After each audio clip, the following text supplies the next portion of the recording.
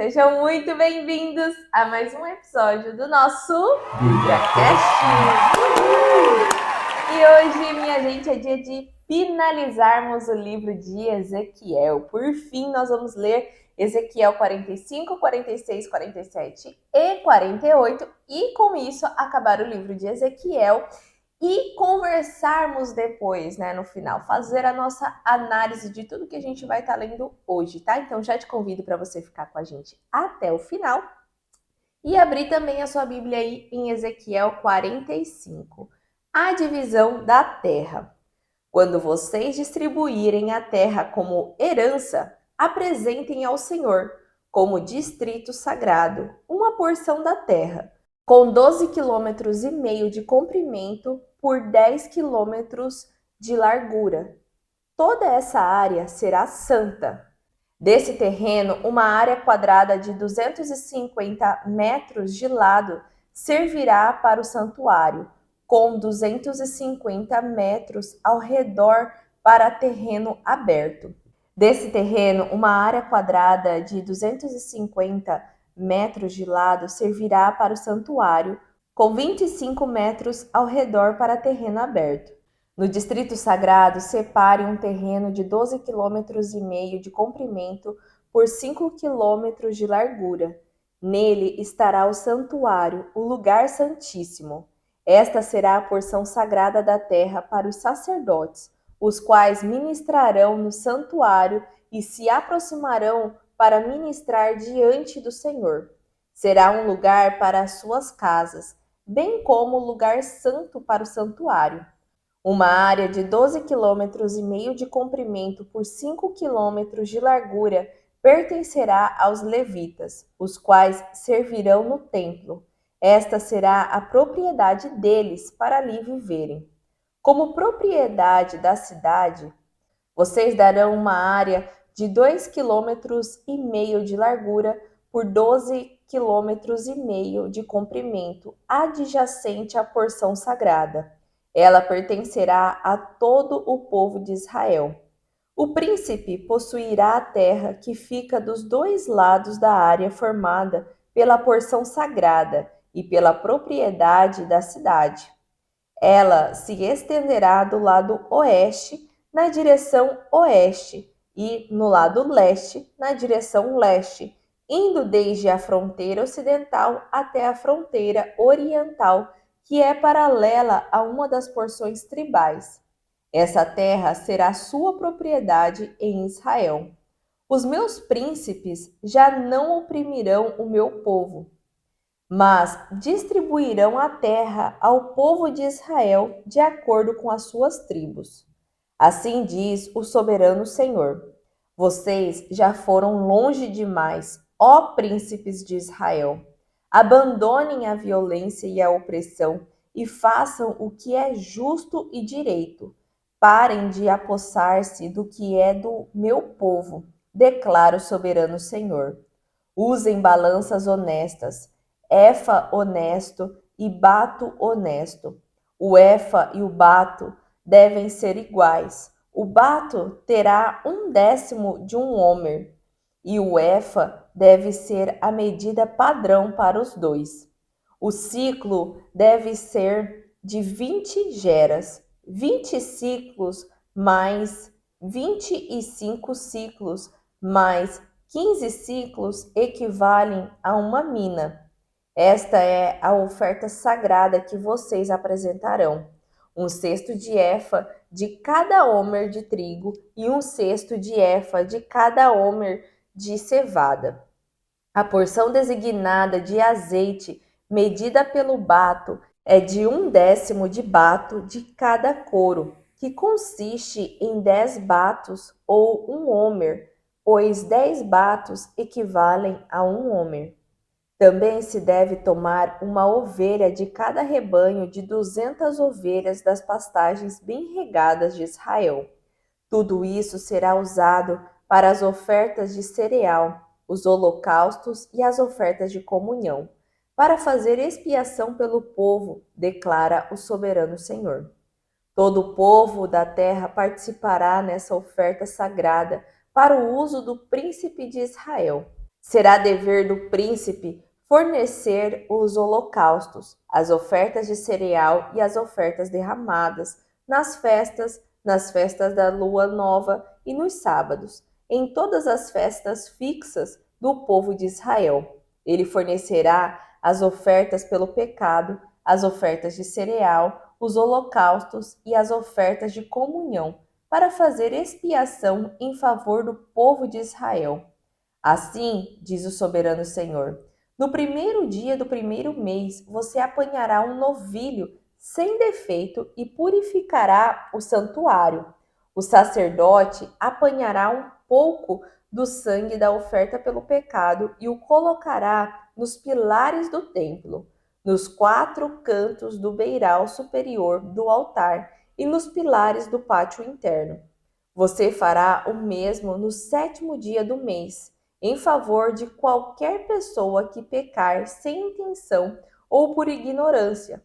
Assim, vocês deverão fazer expiação em favor do templo. No 14º dia do primeiro mês, vocês observarão a Páscoa, festa de 7 dias, na qual comerão pão sem fermento. Naquele dia, o príncipe fornecerá um novilho em favor de si mesmo e de todo o povo da terra como oferta pelo pecado. Diariamente, durante os 7 dias de festa, ele fornecerá 7 novilhos e 7 carneiros, sem defeito, como holocausto ao Senhor, e um bode como oferta pelo pecado.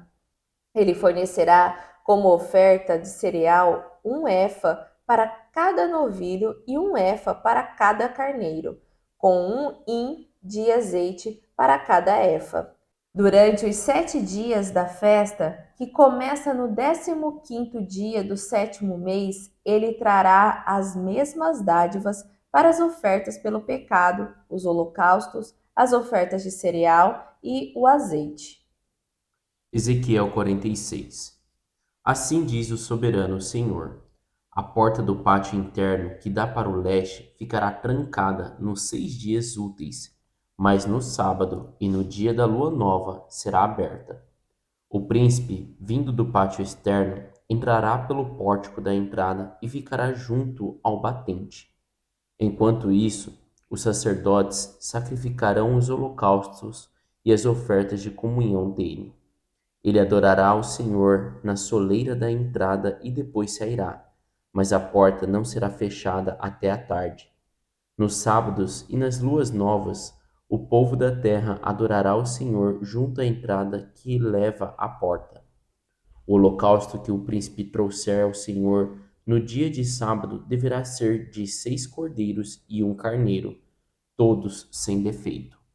A oferta de cereal dada junto com o carneiro será de uma arroba, e a oferta de cereal com os cordeiros será de quanto ele quiser dar, mais 1 galão de azeite para cada arroba de cereal. No dia da lua nova, ele oferecerá um novilho, 6 cordeiros e um carneiro, todos sem defeito.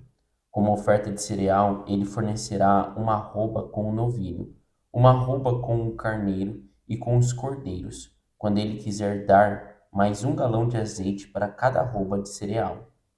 Quando o príncipe entrar, ele o fará pelo pórtico da entrada e sairá pelo mesmo caminho. Quando o povo da terra vier perante o Senhor nas festas fixas, todo aquele que entrar pela porta norte para adorá-lo sairá pela porta sul, e todo aquele que entrar pela porta sul sairá pela porta norte. Ninguém voltará pela porta pela qual entrou, mas todos sairão pela porta oposta. O príncipe deverá estar no meio deles, entrando quando eles entrarem e saindo quando eles saírem. Nas festas, inclusive as fixas, a oferta de cereal será de uma arroba com um novilho, uma arroba com um carneiro e com os cordeiros, quando ele quiser dar mais 1 galão de azeite para cada arroba.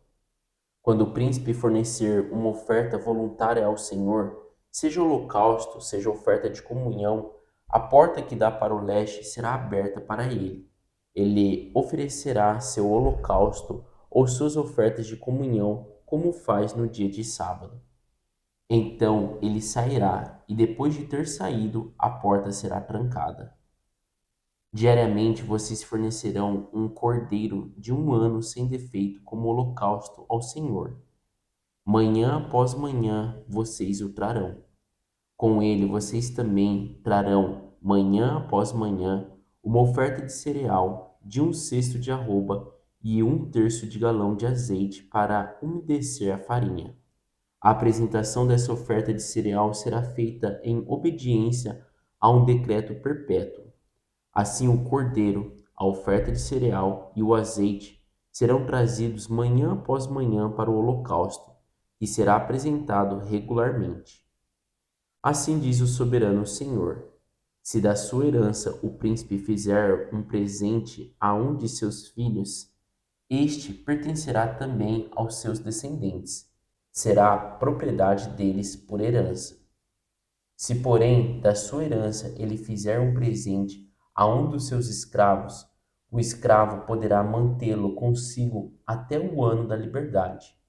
Então o presente voltará para o príncipe. Sua herança pertence unicamente a seus filhos, dele será. O príncipe não tomará coisa alguma da herança do povo, expulsando os herdeiros da sua propriedade.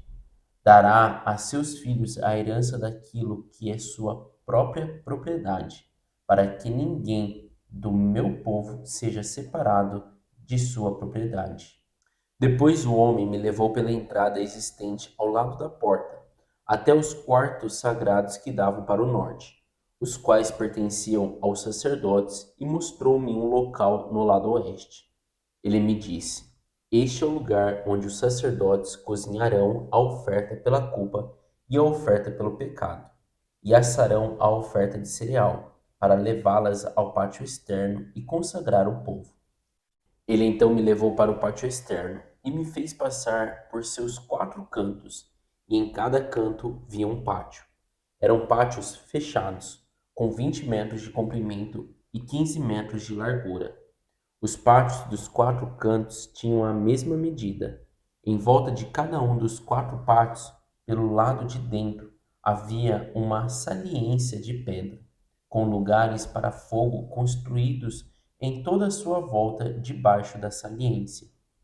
Ele me disse: estas são as cozinhas onde aqueles que ministram no templo cozinharão os sacrifícios do povo. Ezequiel 47. O rio do templo. O homem levou-me de volta à entrada do templo, e vi água saindo de debaixo da soleira do templo e indo para o leste, pois o templo estava voltado para o oriente. A água descia de debaixo do lado sul do templo, ao sul do altar. Ele então me levou para fora, pela porta norte, e me fez dar uma volta pelo lado de fora até a porta externa que dá para o lado leste, e a água fluía do lado sul. À medida que o homem foi para o lado leste, com uma linha de medir na mão, mediu 1 quilômetro e levou-me pela água que batia no tornozelo. Ele mediu mais 1 quilômetro e levou-me pela água que chegava ao joelho. Mediu mais 1 quilômetro e levou-me pela água que batia na cintura. Mediu mais 1 quilômetro, mas agora era um rio que eu não conseguia atravessar, porque a água havia aumentado e era tão profunda que só se podia atravessar a nado. Era um rio que não se podia atravessar andando. Ele me perguntou: filho do homem, você vê isto? Levou-me então de volta à margem do rio. Quando ali cheguei, vi muitas árvores em cada lado do rio. Ele me disse: esta água flui na direção da região situada a leste e desce até Arabá, onde entra no mar. Quando deságua no mar, a água ali é saneada. Por onde o rio passar, haverá todo tipo de seres vivos e de peixes, porque essa água flui para o mar, transformando a água salgada em água doce, de modo que por onde o rio fluir, tudo viverá. Pescadores estarão ao longo do litoral, desde En-Gedi até em Eglaim. Haverá locais próprios para estender as redes. Os peixes serão numerosos e de muitos tipos, como os peixes do mar grande. Mas os charcos e os pântanos não ficarão saneados, serão deixados para prover o sal. Árvores frutíferas de toda espécie crescerão em ambas as margens do rio. As suas folhas não murcharão e os seus frutos não cairão. Todo mês produzirão, porque a água que vem do santuário chega a elas. Os seus frutos servirão de comida e as suas folhas de remédio. Assim diz o soberano Senhor: estas são as fronteiras pelas quais vocês devem dividir a terra como herança entre as 12 tribos de Israel, com 2 porções para José. Vocês a dividirão igualmente entre elas, visto que eu jurei com a mão levantada que a daria aos seus antepassados. Esta terra se tornará herança de vocês. Esta é a fronteira da terra. No lado norte, ela irá desde o Mar Grande, indo pela estrada de Etlon, passando por Lebo Hamate até Zedade, Berota e Sibraim, que fica na fronteira entre Damasco e Hamate, e indo até Azer Haticon, que fica na extremidade de Haurã. A fronteira se estenderá desde o mar até Azar-Enã, ao longo da fronteira norte de Damasco, com a fronteira de Ramate ao norte. Esta será a fronteira norte. No lado leste, a fronteira irá entre Haurã e Damasco, ao longo do Jordão, entre Gileade e a terra de Israel, até o mar oriental, prosseguindo até Tamar. Esta será a fronteira leste. No lado sul, ela irá desde Tamar até as águas de Meribá-Cádiz, prosseguindo então ao longo do ribeiro do Egito até o Mar Grande. Esta será a fronteira sul. No lado oeste, o Mar Grande será a fronteira até defronte de Lebo Hamate. Esta será a fronteira oeste. Distribuam esta terra entre vocês de acordo com as tribos de Israel. Vocês a distribuirão como herança entre vocês mesmos e para os estrangeiros residentes no meio de vocês e que aí tiverem filhos. Vocês os considerarão israelitas de nascimento. Com vocês, a eles deverá ser designada uma herança entre as tribos de Israel. Qualquer que seja a tribo na qual o estrangeiro se instale, ali vocês darão a herança que lhe cabe, declara o soberano Senhor. Ezequiel 48. A divisão da terra. Estas são as tribos relacionadas nominalmente na fronteira norte. Dan terá uma porção. Ela seguirá a estrada de Etlon até Lebo-Hamate, Azar-Enã e a fronteira norte, vizinha Damasco, próxima de Hamate, farão parte dos seus limites, desde o lado leste até o lado oeste. Aser terá uma porção. Esta margeará o território de Dan do leste ao oeste. Naftali terá uma porção. Esta margeará o território de Aser do leste ao oeste. Manassés terá uma porção. Esta margeará o território de Naftali do leste ao oeste. Efraim terá uma porção. Esta margeará o território de Manassés do leste ao oeste. Ruben terá uma porção. Esta margeará o território de Efraim do leste ao oeste. Judá terá uma porção. Esta margeará o território de Ruben do leste ao oeste. Margeando o território de Judá do leste ao oeste, estará a porção que vocês apresentarão como dádiva sagrada. Terá 12,5 km de largura, e o seu comprimento do leste ao oeste equivalerá a uma das porções tribais. O santuário estará no centro dela. A porção sagrada que vocês devem oferecer ao Senhor terá 12,5 km de comprimento e 5 km de largura.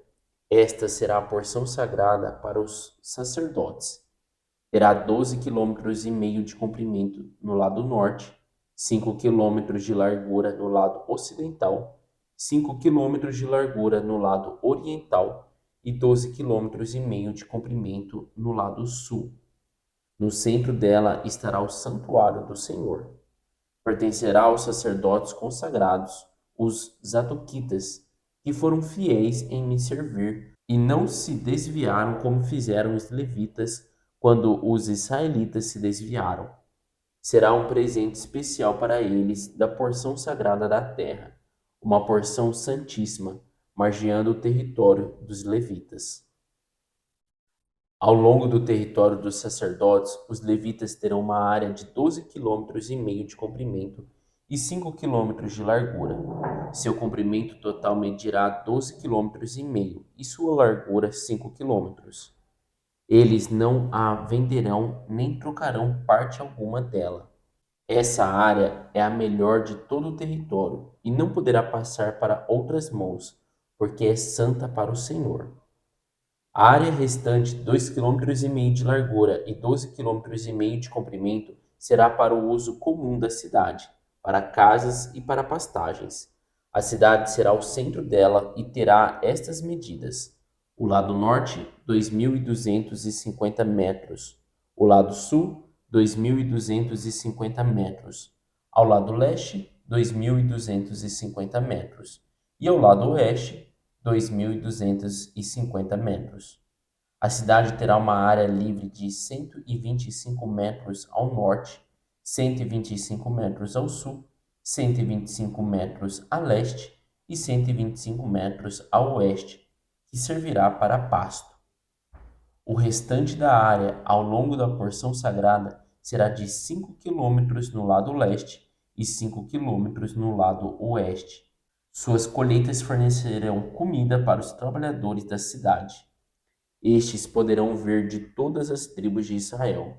A porção toda, incluindo a cidade, será um quadrado, com 12,5 km de cada lado. É uma dádiva sagrada que, como tal, vocês reservarão. As terras que restarem em ambos os lados da área formada pela porção sagrada e pela cidade pertencerão ao príncipe. Elas se estenderão para o leste e a partir dos 12,5 km da porção sagrada até a fronteira leste, e para o oeste a partir dos 12,5 km até a fronteira oeste. Essas duas áreas, paralelas ao comprimento das porções das tribos, pertencerão ao príncipe, e a porção sagrada, inclusive o santuário do templo, estará no centro delas. Assim, a propriedade dos levitas e a propriedade da cidade estarão no centro da área que pertence ao príncipe. A área pertencente ao príncipe estará entre a fronteira de Judá e a fronteira de Benjamim. Quanto ao restante das tribos, Benjamim terá uma porção. Esta se estenderá do lado leste ao lado oeste. Simeão terá uma porção. Esta margeará o território de Benjamim do leste ao oeste. Isacar terá uma porção. Esta margeará o território de Simeão do leste ao oeste. Zebulon terá uma porção. Esta margeará o território de Isacar do leste ao oeste. Gade terá uma porção. Esta margeará o território de Zebulon do leste ao oeste. A fronteira sul de Gade vai desde Tamar, no sul, até as águas de Miribá-Cádiz, e depois ao longo do ribeiro do Egito até o Mar Grande. Esta é a terra que vocês distribuirão às tribos de Israel como herança, e serão essas as suas porções. Palavra do soberano, o Senhor. As portas da cidade. Estas serão as saídas da cidade, começando pelo lado norte, que tem 2.250 metros de comprimento. As portas da cidade receberão os nomes das tribos de Israel. As 3 portas do lado norte serão a porta de Ruben, a porta de Judá e a porta de Levi. No lado leste, que tem 2.250 metros de comprimento, haverá 3 portas: a de José, a de Benjamim e a de Dan. No lado sul, que tem 2.250 metros de comprimento, haverá 3 portas: a de Simeão, a de Isacar e a de Zebulon. No lado oeste, que tem 2.250 metros de comprimento, haverá 3 portas: a porta de Gade, a de Asser e a de Naphtali. A distância total ao redor será de 9 quilômetros e daquele momento em diante o nome da cidade será O Senhor está aqui. E assim nós terminamos a nossa leitura de hoje. E finalizamos também mais um livro aqui nesse canal, né, minha gente? Finalizamos o livro de Ezequiel.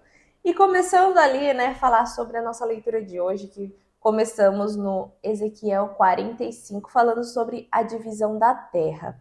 E quando nós estamos lendo, né, todo esse final aqui em si de Ezequiel, falando sobre essa distribuição da terra, como eles teriam que se comportar, né, igual a gente leu no episódio anterior, sobre como seria o santuário, os levitas, a roupa e tudo mais, parece também que é igual quando eles foram habitar a terra pela primeira vez lá em Canaã. Lembra quando saíram do êxodo, tudo? Deus deu essas ordenanças antes mesmo deles entrarem na terra prometida, né? E agora aqui o Senhor está fazendo a mesma coisa, só que dá a entender que é algo mais futurístico, sabe? Não é após o exílio em si deles, né? Aqui ele está fazendo uma divisão de terra e ainda ele cita também um príncipe, né? Aqui quando ele começa, ele fala, né? Quando vocês distribuírem a terra como herança, apresentem ao Senhor como distrito sagrado uma porção da terra com 12,5 km de comprimento por 10 quilômetros de largura. Toda essa área será santa.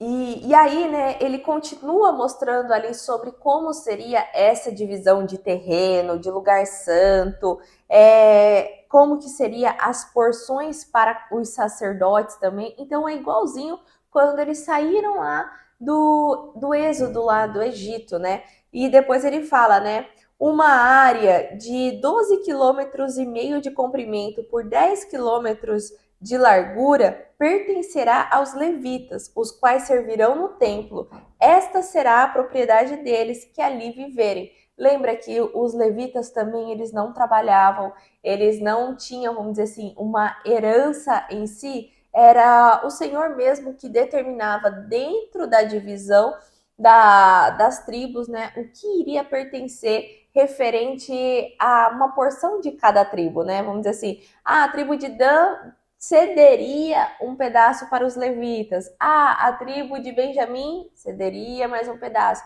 Então foi dessa forma que os levitas tiveram a porção deles de terra. E aí o Senhor está repetindo também, né?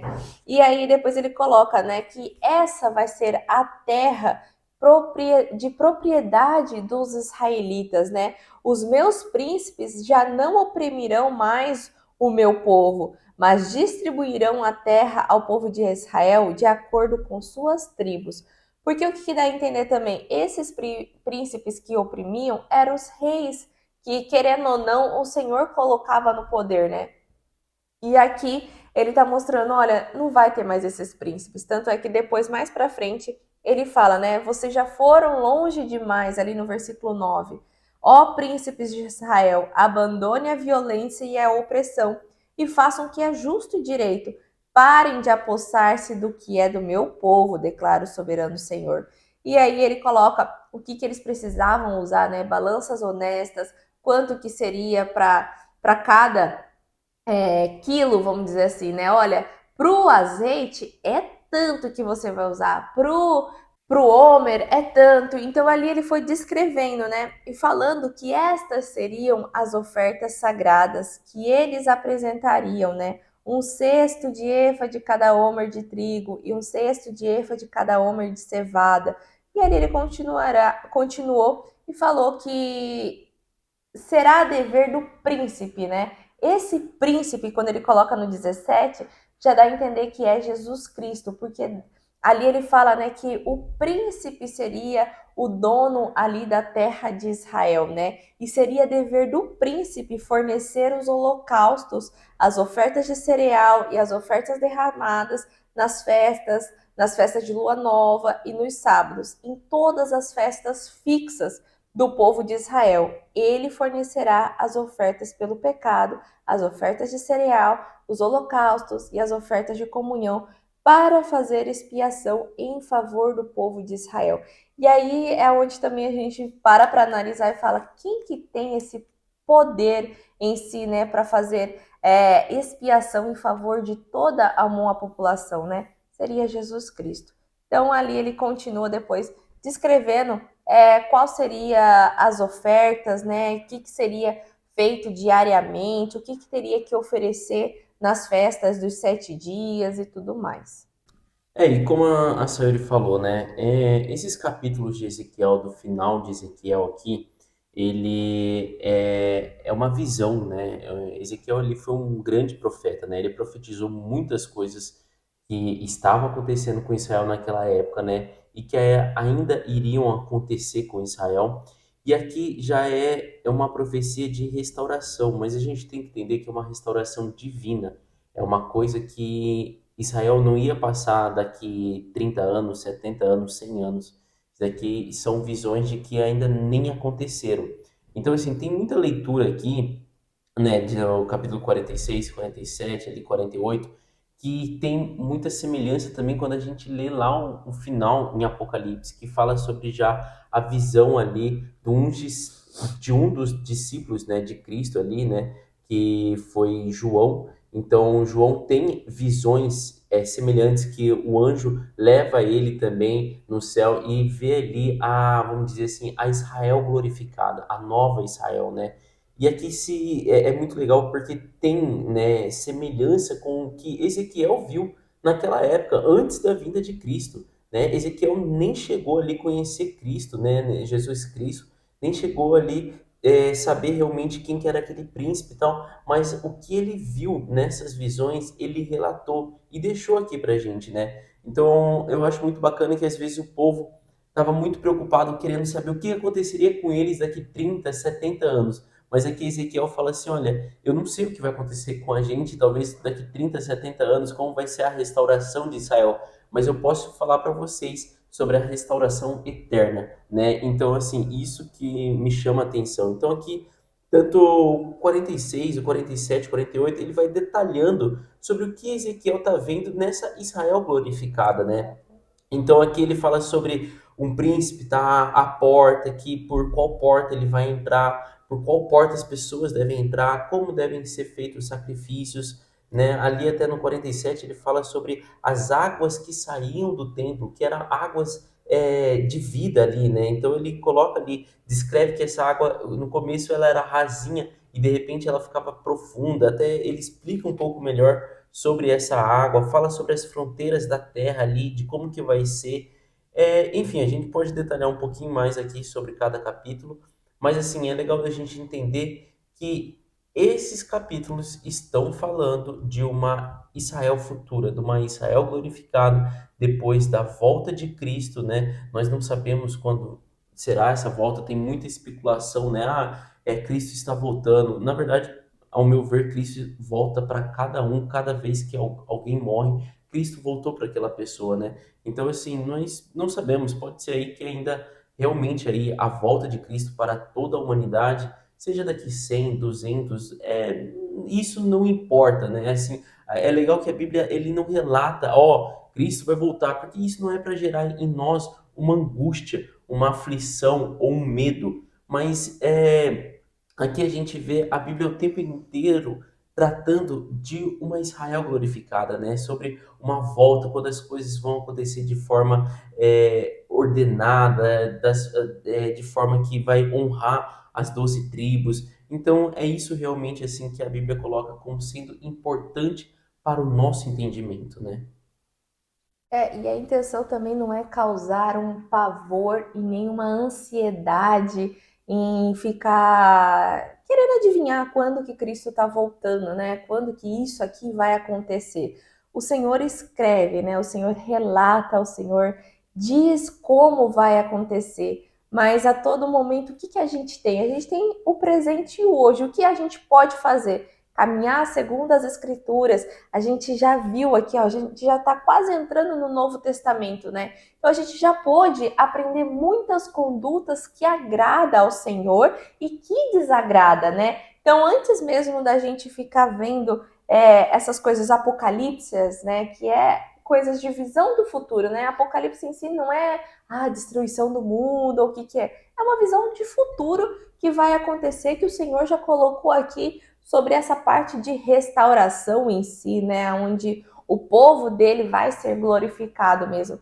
Mas o que, que nós, como cristãos agora, né, sem saber bem dizer quando que Cristo vem, quando que isso aqui tudo vai se cumprir, o que, que a gente pode fazer? Caminhar segundo a vontade que ele tem, né? Sempre estar com esse coração aquebrantado e pedindo para que Deus, né, nos direcione, que o Espírito Santo nos abra os nossos olhos espirituais, os nossos ouvidos espirituais, para que a gente possa ser melhor do que fomos ontem, né? Não para que a gente possa ser como João, como José. Não, não é sobre isso. Mas sim como a gente pode ser melhor do que a gente foi ontem. Como que foi as nossas atitudes ontem? Porque acho que o jogo é esse, né? A gente sempre ser melhor e ter esse coração aquebrantado, ter essa humildade em si no coração, de reconhecer que estamos errando, que a gente precisa melhorar em alguns pontos e que o Senhor é capaz de fazer isso, né? E também da gente espalhar em si sobre o Evangelho, né? Porque a palavra está aqui, né? Mas ela não chega a outras pessoas sozinha. Ela precisa de nós que estamos lendo, que a gente busca conhecimento, né? Porque uma coisa é a gente aprender pelo que o outro fala, né? Outra coisa é a gente aprender com a nossa leitura e pedindo esse direcionamento para o Espírito Santo, né? Porque se a gente também lê só pelo nosso ego mesmo e tudo mais, a gente tem interpretações errôneas também, né? E isso a gente vê que tem outros países, outros povos que leem a Bíblia, que não se chama Bíblia, né? Mas faz coisas ruins, né? Em nome de Deus. E isso também a gente vai ver, né? Mais para frente também o próprio Saulo, que depois vai se chamar Paulo, né? Que perseguia os cristãos mas com a intenção do coração correta ali ao ver dele, né? Que ele estava querendo que as pessoas não pregassem o nome em vão ali e tudo mais, e perseguiu. E depois que ele teve esse conhecimento melhor, ele se tornou Paulo, o maior pregador ali de evangelho e tudo mais, né? Então é isso que a gente precisa, né? Ter essa sabedoria espiritual e ter esse coração aquebrantado para pregarmos, né? E só finalizando, né? É legal da gente ver que o Ezequiel 48 termina falando sobre as portas da cidade, né? Então, assim, encerrando ali, né? É legal da gente ver que o tempo inteiro Levi não, a tribo de Levi, né? O povo ali de Levi não recebeu uma porção de terra. No entanto, quando fala sobre as portas da cidade para entrar na cidade, é colocado Ruben, né? O primogênito aí do filho de Jacó, e que na verdade depois ele perde um pouco, né? O privilégio de De ser ser primogênito, primogênito. mas ele é colocado ali junto na porta com Ruben, Judá e Levi. E a gente vê que aqui é colocado, né, na porta leste José. Então não é mais Manassés e Efraim, é todo mundo junto nessa porta de José. E aqui é legal. Então é só para a gente ver, né, quem conhece aí, né, a gente que já tem o entendimento, já leu lá a história desde Jacó, né? Então aqui as portas para entrar na cidade é colocada o nome, né, dos 12 filhos ali de Jacó, mesmo aqueles que receberam a terra e aqueles que não receberam, né? E termina a visão colocando, né, que ali Ezequiel conseguiu ver que o nome da cidade era o Senhor está aqui, né? E até em hebraico é Yahweh, né? Que é o Senhor, né? Então o Senhor estava ali naquela cidade. Então isso também é muito legal da gente ver que não é que quando o povo, né, ali exilado volta para Israel, não é que o Senhor não estava com ele, né? Não é que o Senhor ali não acompanhou eles, não tinha a presença deles, mas a gente pode ver que desde o começo da Bíblia, né, desde lá de Gênesis, né, desde o Jardim do Éden, até essa visão final de Ezequiel, a presença do Senhor, ele está cheio naquele lugar, né? O Éden foi feito dessa forma. Deus fez todas as coisas ali, fala que Deus caminhava com o homem, né? Estava junto com ele. Ali tinha a presença de Deus, né? E termina aqui tendo essa visão de Ezequiel sobre a Israel glorificada novamente, que Deus está ali. Então, assim, é isso que é o mais importante, é o que une a Bíblia, né? Do começo ao fim, é a presença de Deus em nossas vidas, a presença de Deus em nossa casa, presença de Deus, assim, onde a gente estiver indo, tentar sempre, né, buscando estar com a presença dele cheio naquele local. Exatamente. E acho que é isso que a gente tem para compartilhar com vocês hoje. Amanhã, né, no próximo episódio, vamos começar um livro novo, vai ser Daniel. Daniel 1, 2 e 3. Então já te convido para você curtir esse vídeo, se inscrever no nosso canal e ativar o seu sininho. E amanhã te esperamos, viu? Beijo, Tchau! tchau! Oiê! Parabéns! Você concluiu mais um episódio do nosso Bíblia Cast. Aqui do lado já deixei o quê? O nosso canal para você estar se inscrevendo e aqui abaixo o sininho para você já deixar ativado e ser notificado sempre quando a gente lançar o próximo episódio. E o próximo episódio já está aqui também para você estar assistindo e crescendo cada vez mais espiritualmente, viu? Então vai lá, já clica aqui e já assista o próximo episódio. Nos vemos! Tchau!